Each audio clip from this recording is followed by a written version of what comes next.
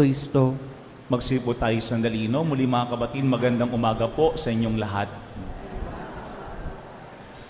Maraming dahilan kung bakit hindi tayo maniwala. Tingin ko una ay minsan hindi tayo makapaniwala dahil ang sabi natin, it's too good to be true.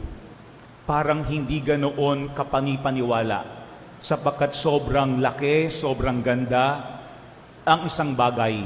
Too good to be true. Kaya ating hindi kayang paniwalaan. Minsan din naman, pangalawa, tayo ay hindi makapaniwala kasi meron na tayong prejudice o bias sa isang bagay o sa isang tao. Kaya kahit magandang kanyang sinasabi o tama ang kanyang sinasabi, lagi nauunahan tayo ng ating prejudice o bias laban sa kanila. Kaya hindi tayo makapaniwala. No? Pero minsan din naman, tayo ay hindi makapaniwala. Bakit? Kasi tinatawag nating over-familiarity. Kasi lagi mong nakikita ang bagay na yaan o lagi mong kasama ang taong yaan, kaya parang hindi tayo makapaniwala. Sinasabi natin, of all people, ikaw ang magsasabi ng bagay na yaan. At yan po yung ating nakita sa ating ebanghelyo sa ngayon. No? Si Jesus ay bumalik sa kanyang sariling bayan. Pero hindi po yan ordinaryong pagdalaw lamang, no, sa kanyang sariling bayan o pag-uwi. Sapagkat ang sabi ng ating ebanghelyo, si Jesus ay nagtungo sa sariling bayan kasama ang kanyang mga alagad. Kasama ang kanyang mga alagad. Hindi yan ordinary homecoming.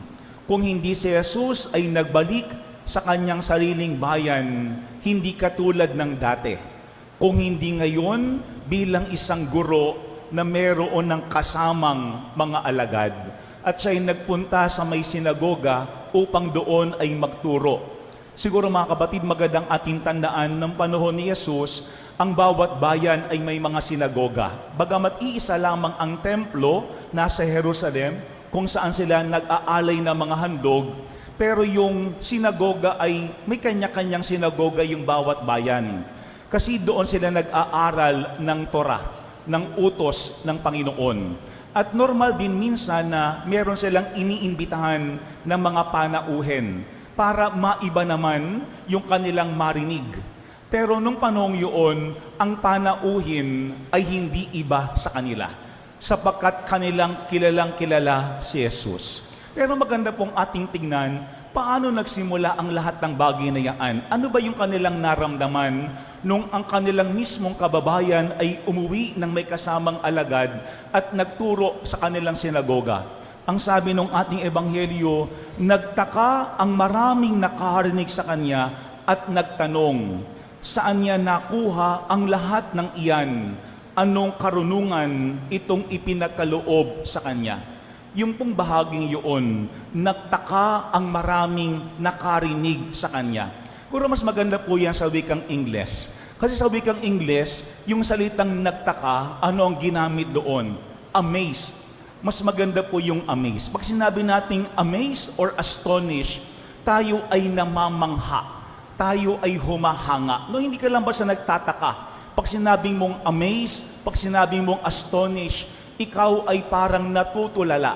Ikaw ay humahanga. Sapagkat marahil itong mga taong ito, marami nang narinig na magaling na mga guro bago si Jesus. Pero nung siya mismo ang nagsalita sa kanilang harapan, they were astonished. They were amazed. Sila ay humanga, sila ay namangha. Siguro maganda pong ating tingnan, ano ba yung nakakamangha sa atin? Bakit ba tayo humahanga sa mga tao? Pero sa ating ebanghelyo, merong dalawang bagay ang dahilan kung bakit namangha at humanga mismo yung kanyang kababayan kay Jesus. Una, ang sabi nila, anong karunungan itong ipinakaloob sa kanya? Yung pong salitang karunungan. Maganda po na ating ma-differentiate yung karunungan at katalinuhan. Kasi magkaiba po yan. Pag sinasabi natin karunungan, wisdom. Katalinuhan is knowledge. Meron po akong ginugel nung isang araw tungkol dyan para makita yung pinagkaiba ng wisdom at knowledge. Yun daw, knowledge is acquaintance with facts truths or principles typically gained through books and research. Kapag yung tao daw ay may katalinuhan, knowledge, pwedeng nakukuha niya yan sa kanyang pag-aaral o pagbabasa. Pero pag sinasabi daw nating karunungan, yun ang kanilang nakita kay Jesus, wisdom, ibig sabihin daw niyaan, having the power of discernment and judging properly as to what is true or just, usually gained from experience and acquired over time. Magkaibang-magkaiba yung knowledge at saka yung wisdom. Kasi yung tao, pwedeng very knowledgeable dahil siya'y maraming pinag-aralan o nabasa, pero hindi namang ibig sabihin siya ay wise o merong wisdom. Pag sinasabi natin yung tao ay wise, ibig sabihin meron siyang discernment and judging properly as to what is true or right. At yan ang kanilang nakita kay Jesus, hindi lang basta talino, kung hindi si Jesus ay merong karunungan, sapagkat kaya niyang makita ang pinagkaiba ng mabuti at ng hindi. Kasi minsan yung tao matalino, pero pwede niyang gamitin yung kanyang katalinuhan para lamangan yung kanyang kapwa, para gumawa ng hindi maganda sa iba. Pero si Jesus, hindi ganoon. Hindi talino ang kanilang napansin kay Jesus kung hindi karunungan. Pero yung pangalawang bagay po na kanilang napansin kay Jesus ay ito. Ang sabi nila, paano siya nakagagawa ng mga kababalaghan? Yung part pong yun. Sa ating wikang Tagalog, ang sinasabi lang natin, kapangyarihan. Pero sa wikang English po, mayroong dalawang salita na pinagkaiba. Kapag sinasabi natin kapangyarihan, pwede niya ang power, pwede niya ang authority. Ano daw ang pinakaiba ng power at ng authority? Ang sabi nila, yung power is easier to lose than authority. Kasi kapag wala ka ng posisyon, wala ka ng power. Yung mga tao ay hindi na makikinig sa iyo kasi wala ka na ng power, wala ka ng posisyon.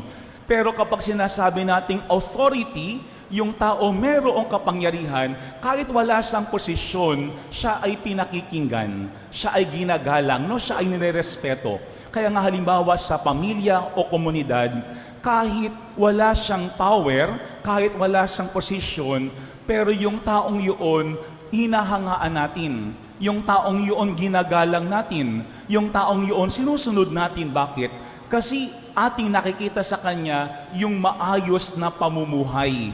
Yun mismo yung influence ni Jesus sa mga tao na kanyang nakakasalamuha. Kaya sila mismo sumusunod sa kanya, hindi katulad ng kanilang napapansin sa mga eskriba at pariseyo. Di ba kung yung maalaala, nung si Jesus ay nagsalita, ano ang agad-agad sinabi ng mga tao? Saan nanggaling yung kanyang kapangyarihan? Saan nanggaling yung kanyang authority? Hindi power. Kasi yung authority ni Jesus, hindi ibinibigay sa Kanya. Ito ay talagang kusang nasa Kanya bilang anak ng Diyos. Kung mga kapatid, magandang ating tingnan, maganda yung sinimula ng ating ebanghelyo. May paghanga. Sila'y namangha kay Jesus dahil merong wisdom at merong authority.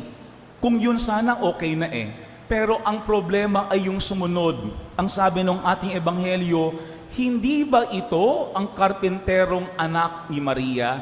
Doon nagkaroon ng problema. Hindi ba ito? Sa wikang Ingles, mas maganda po yan. Ang sabi doon, who is he but the carpenter? Yung pong salitang but, kasi minsan may mga pakakataon, maayos naman yung ating kaharap, may magaganda siyang ginagawa sa atin, pero mas nangingibabaw sa atin yung but. Hindi ba? Hindi ba yaan yung taong dati ay kumausap sa atin? Hindi ba yaan yung taong merong pangit na nakaraan? Hindi ba yaan yung taong humamak sa akin? Marami tayong mga bat sa ating buhay na nagiging hadlang para magpatuloy yung ating paghanga at pagkamangha sa ating Panginoon. Kaya nga sa ating ebanghelyo, ano ang sinasabi dito? At siya'y ayaw nilang kilanlin. Yung pong salitang yun, kilanlin. Kasi pag sinasabi natin kilanlin, kinikilala, ibig sabihin tinatanggap. Kasi hindi sapat na tayo ay humahanga lamang sa karunungan ni Jesus. Hindi sapat na tayo ay humahanga lamang sa kanyang kapangyarihan. Kasi ang tanong, pagkatapos nating makita yung kanyang karunungan at kapangyarihan, siya ba ay ating kinikilala? Pag sinasabi natin kinikilala, siya'y ating tinatanggap. No? Kaya nga sa ating ebanghelyo, meron silang nakitang maganda kay Jesus, pero ayaw nilang tanggapin si Jesus dahil merong nakabara, merong nakaharang sa kanila. Tingin ko dalawang bagay po yung hamon ng ating ebanghelyo. Una is openness, kabukasan. Kasi isipin natin, marami silang pwedeng matutunan kay Jesus kung sila ay magiging bukas lamang.